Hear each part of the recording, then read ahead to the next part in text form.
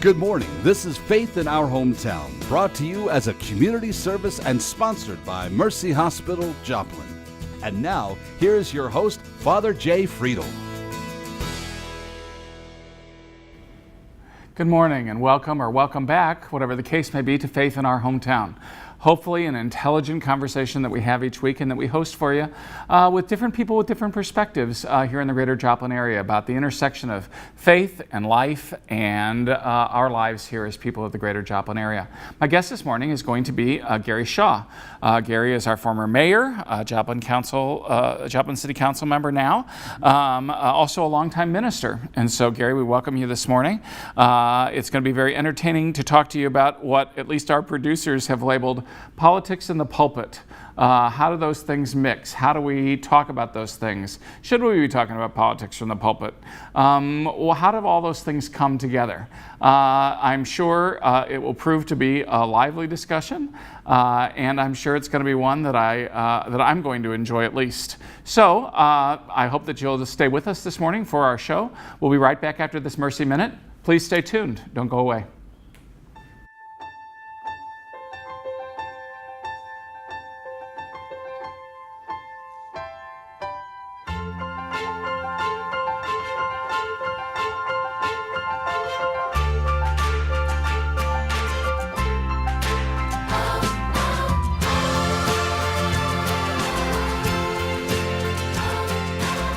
Find out how a Mercy doctor can take care of you.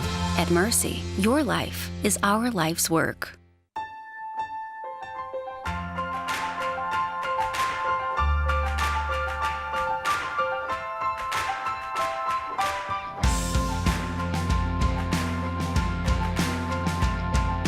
Quality, safety, and an exceptional patient experience. Mercy is grateful to be recognized as one of the top 15 health systems in the United States. At Mercy, your life is our life's work. Well, welcome back to Faith in Our Hometown. Again, my guest this morning is Gary Shaw. Gary's a longtime member of the community. We thank you for the civil servant you've been and for the religious servant you've been. One of the best introductions you had the other day is I was talking to one of my parishioners, and I told her you were going to be on the show, and she said, two of my favorite people.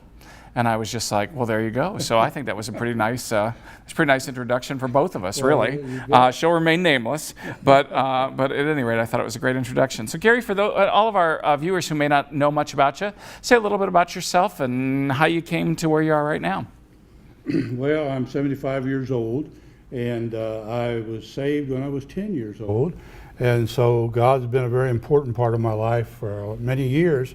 And I've been in the Joplin area since 1960. My parents came here from Ohio when Atlas Chemical and Standard Oil of Ohio built a plant here in town. I was in the Army at the time, and so I came from Fort Knox, Kentucky to visit Mom and Dad here, and one thing led to another, and I ended up going to Ozark Bible College then. It's Ozark Christian College now. And at Ozark Christian College, I met a very lovely young lady from Carthage, Missouri, and we've been married for 54 years, and we have one son who's an active businessman here in the community, and it's just, Joplin is not only home to me, it's a place that I love the people and I love being involved in their lives, both from the church aspect and also from the city council aspect. Yeah, well, I've been here 10 years now, and I probably won't get to do it for that many years, but I will say I agree with you. It's a wonderful place to be, a wonderful place to live, and I find not only my own faith community, but the larger faith community. And doing this show has been such a blessing in that way, because I've been talked to different ministers, different stripes, different beliefs, different systems, and it's been so much fun because I've made some good friendships, some good relationships through here about how to about the way that we approach some things the same and we approach some things differently. Exactly. So politics in the pulpit. You've served, not only have you served the church as a minister in different places, but you've also served in city government.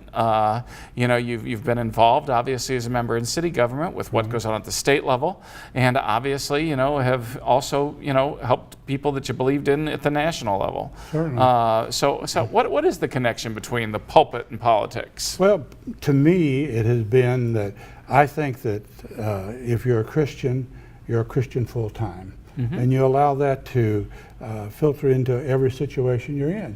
You don't wear a Jesus badge and you don't preach all the time, but you have certain principles that you believe in and you stand for. And those normally are good, sound principles, not only for an individual, but for families and for communities. And a number of years ago, I owned a restaurant here in town for a while, and still while I was involved with the church. And it just was, my desire was to put back into my community something that I could offer to them. I was really blessed when I would look back at some of the community leaders that we have from years ago, and the fact that they gave of their time and so that our community could operate. People don't realize that the city of Joplin has over 300 committee members and people that serve on different boards and things. And without those folks, we couldn't operate as a community. And so I decided that I wanted to get a part of that and be a part of that. And so I ran off and decided, well, now this is what God wanted me to do. He'll put me in that position. Well, I learned that, you need to plant some seeds and you need to do something. I ran for city council and got beat by, I think, 90 votes or something like that. And then I learned that the way to get involved is to get on one of these boards, one of these commissions, and to serve and to put back into the community that way. And then there came a time when the then seated mayor came to me and said, there have been a lot of folks around town said it's time for you to consider being on the city council. And I've really enjoyed it. It's almost like an umpire sometimes in a ball game. Sure. And if you make one person happy, you're not making them all. But my desire is to try to do what's best for the people of Joplin. I've had in the past the opportunity to travel to like 28 or 29 different countries, and God's allowed me to meet people and be a part of people's lives. And I've just found the people of Joplin and the fourth state to be special.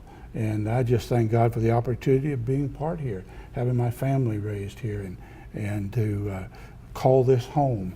And like you say, if you have your eyes open to opportunities, God will show you places that you can serve. And I have had the blessing of not only serving in Joplin, but I've served at the state level through Missouri Municipal League, which is a lobbying organization for cities in the city, or in the state, to deal with our legislative folks in Jefferson City. And then it was also a blessing several years ago for me to meet a young man by the name of John Ashcroft, who was Attorney General in the state of Missouri, and he was running for the office of governor.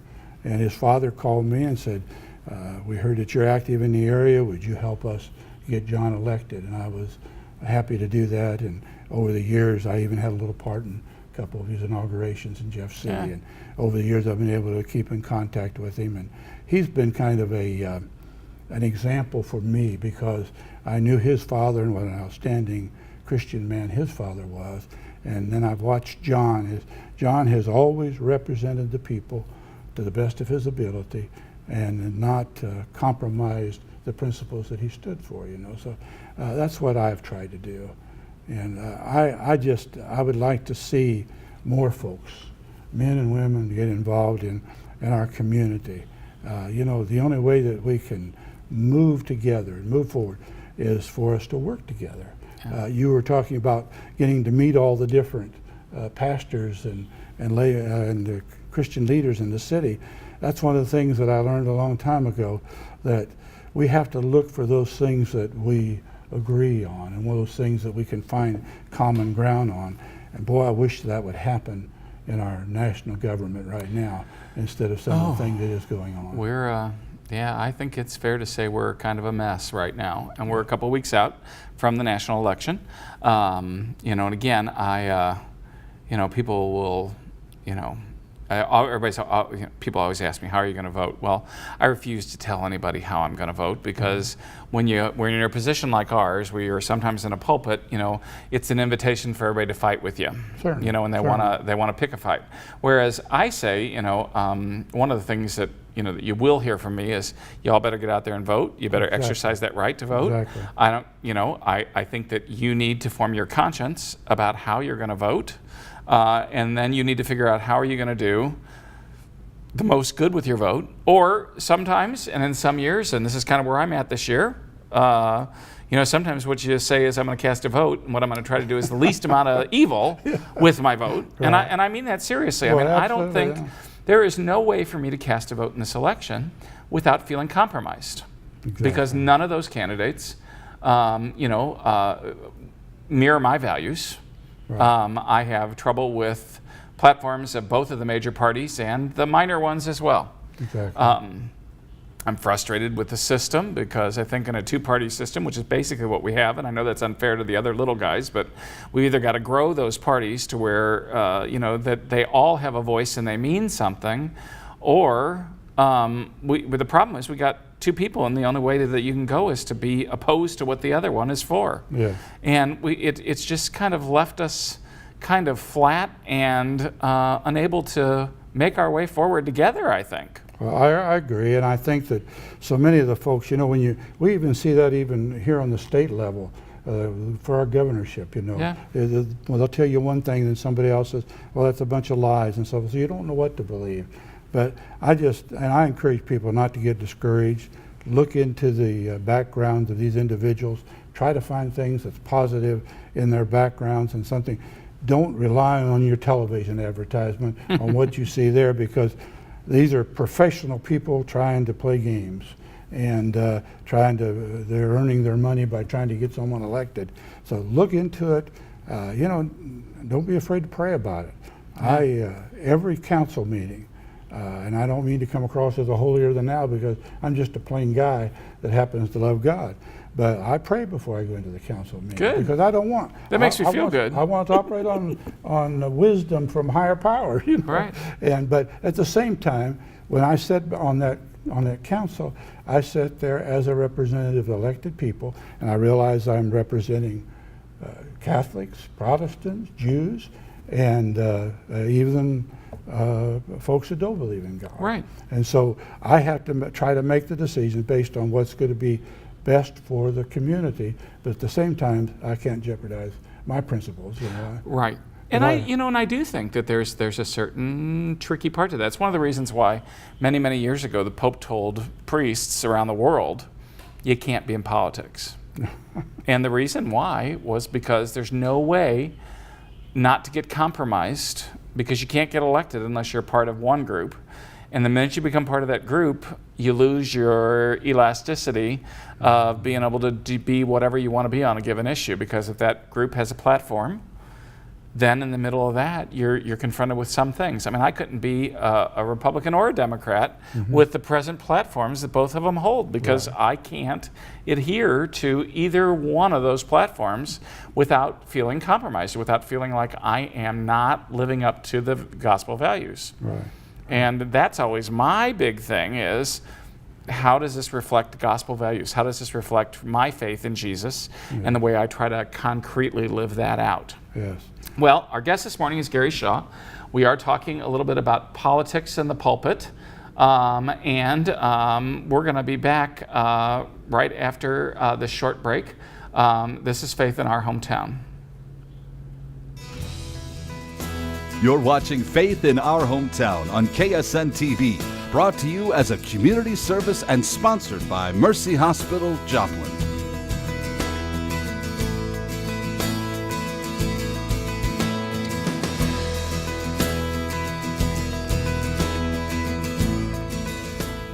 Well, welcome back to Faith in Our Hometown. My guest again this morning is Gary Shaw. We're talking a little bit about politics in the pulpit and how we do some of those things. Right before our break, we were talking a little bit about, not sometimes being able to call, either of the major political parties home because they might not reflect the way we want to see the gospel values there. So what would your advice be to folks going to the polls in 2 weeks, Gary, about how they would struggle through some of those issues? Well, for my wife and I will take information. There are different organizations that try to put out unbiased opinions on different things. We take that information, we try to find information from people who know some of these people that are running, and there was back when we were looking for state legislators, I came to find, I supported Charlie Davis because I found out that what he believed in and some of the goals that he had and so forth. And I think it's important, again, you have to register many times as from one of the parties in order to be able to vote. But I think it's very foolish just to go in and vote all Republican or all Democrat. I think that it's our responsibility and a privilege for Definitely. us to be able to look at those men and women that are offering their service. And I guess that's the one thing that I would really like to see us take a turn back to is people who are offering their service, not trying to, the debates that we're seeing today, we're seeing what's wrong with you, and then what's wrong with me. And we're not telling the people that are watching what we're going to do to make it better, or how we're going to try to, some of our goals are, how we're going to achieve those goals. We're too busy knocking each other. Right. And I really don't care a whole lot. I believe that I've made a lot of mistakes in my past, and I've asked for forgiveness and move on. And so I'm sure that a lot of the candidates will be in that same position. But I think every human being's in that same condition. Absolutely. But I think that these folks are offering their life for service, and it is a life service, because when you serve in the public, even though you do the very best you can, some of the decisions you make are going to affect you, and it's going to come right down to your family, your children, not only your spouse, but it's the type of thing that is when you're able to help somebody in the community that has a challenge, and be able to help them get past that challenge and to get what's right for them, it's really a benefit. Yeah. I had a gentleman one time ask me, Gary, he said, when you were mayor for those 2 years, what did you enjoy? It was actually at a Life Choices banquet. You had a guest recently from Life Choices. And one of the things he asked me, he was an engineer for MoDOT, and he said, what did you enjoy most about being mayor? Well, I kind of threw him off guard when I said, I enjoyed going to the school and reading to the kids. Yeah. And there was a lot of things I enjoyed, a lot of meetings. It's good to be able to visit with people that are coming in wanting to consider bringing their businesses and their manufacturing plants into our city. That's all neat. But those young kids, when you walk into the classroom, even though you know who you are, they think you're something special, and you have an opportunity to reach out to them and to show them that serving God is important, show them that serving their community is important. And I went to one of the schools one time and read a book, and at the end, they always ask you, do you have any pets and all that kind of stuff, Sure. And this one little girl at the back of the room held up her hand, and I called on her, and she said, could I hug you? And of course, I looked over at the teacher. I said, is this permissible? Is that okay? And she said, certainly. So obviously, I ended up hugging every one of them in the room. Sure. Once you start with one. But there's one breaks through. Yeah, there's challenges. We've had some challenges on the council in the past that literally broke my heart. Yeah. I left and just was in a daze for hours, couldn't believe some of the things that has happened. But again, we've got to get beyond what I want, what you want. It's what's best for our community. I think that's one of the things that we really need to struggle to is, again, how do we serve the common good? And how can I, even though I may feel very strongly about a position or something and feel like that's the way that I've got to do things based upon what I believe, how do I still do that in a way that's respectful to other people? How do I do that in a way that's going to help bring them along? How do we find the middle ground, some of the middle ground together? Yeah. I think we've forgotten how to do some of those things, even in public discourse.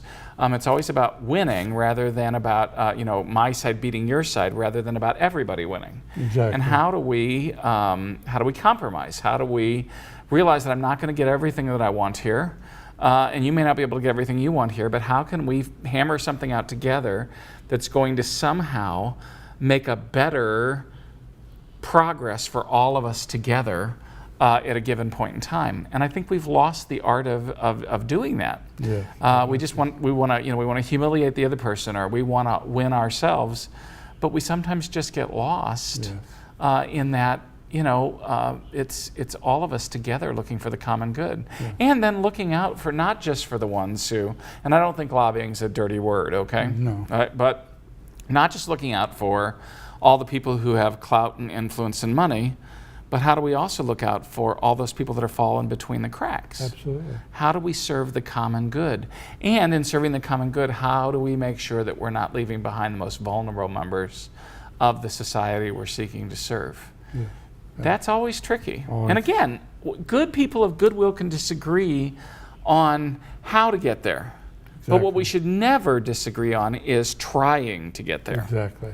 How do we do the common good with each other? And we've got to overlook those, the indifferences we have, and like we've mentioned this before, dwell on the things. I read a book a while back about one of our major cities where there was a mayor who was homosexual, practicing homosexual. And there was a pastor who obviously didn't believe in that at all and was very strong against that. And yet this pastor had such a passion for the community, that mayor had such a passion for the community, that they set aside their differences and they concentrated on what was best for the community. Yeah. The Christian didn't save the homosexual. The homosexual didn't win the Christian over to his lifestyle, but they took what was before them and accomplished what they could, what was best for the community, and the community grew and drew together. One of the greatest things that I've seen in Joplin was what happened after the storm hit. Oh us. yeah. And we saw people from all over the world come to help us, but more than that, we saw our people helping one another. And I guess one of the biggest blessings, I've had, God's blessed me with a lot of blessings, but one of the biggest blessings of my life was that first year after the tornado, and we were having, we weren't celebrating the tornado, we were celebrating where we'd come from in that first year, and we decided that we were going to have a walk, and we were going to reverse the trail that the tornado took. And we started from the east end of town, and we anticipated maybe 1, maybe 2, maybe 3,000 people would come.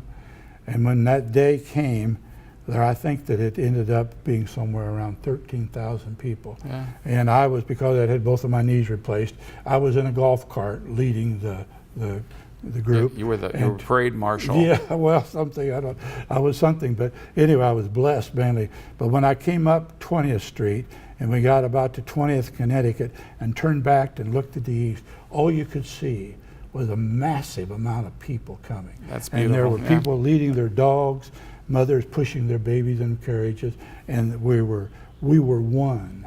And I think at that particular point, there was no division, there was no separation, there was no Catholic or Protestant. Right.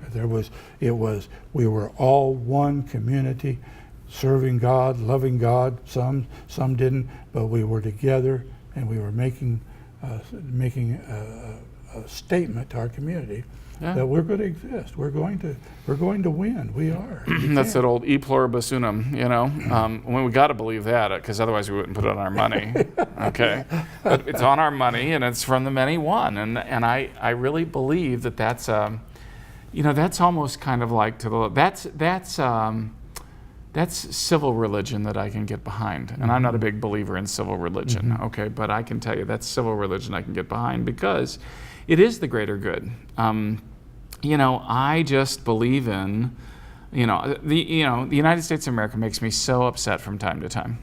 And people know it when I get upset about something because, especially if I feel like there's a group being wronged or whatever, or that we're astray, I will figure out a gentle way of bringing that to the pulpit, okay? But at the same time, I can believe in us, and I believe in the principles upon which our country was founded. Absolutely. I believe in them.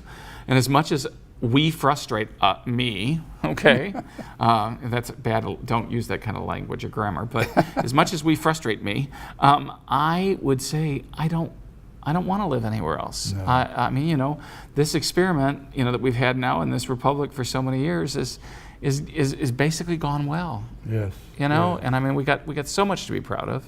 We got so much that we should continue to strive for. And I mean, I just really want to, like you've said earlier, we got to exercise our political responsibility. We got to move forward and figure out the best way of making it happen together. Not in competition with one another, but together. How do we do all that? Yeah. How can we make it happen? Yes. Well, Gary, I thank you for joining us this morning. I am very appreciative of, again, your religious service. I'm very appreciative of your public service that you've given to the greater Joplin area, and especially the city of Joplin itself. I thank you for coming on the show this morning. I've wanted to have you for guests for a long time. I remember meeting you out in public. So we're going to be right back after this Mercy Minute. Don't go away.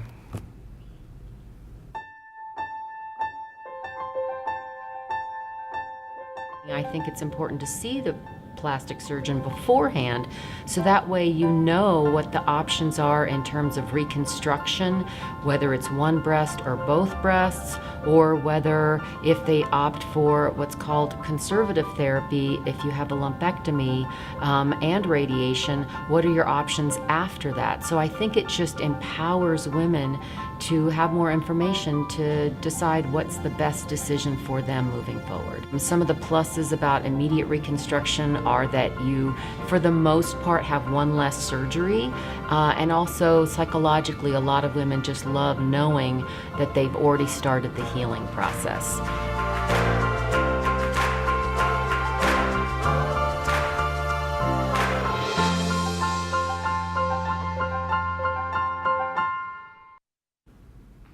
Well, welcome back. Thank you for joining us this morning for Faith in Our Hometown. My guest this morning was Gary Shaw, who's a local minister and a great public servant, former mayor of the city of Joplin, current city council member, and just a good man of faith and a good man of this community.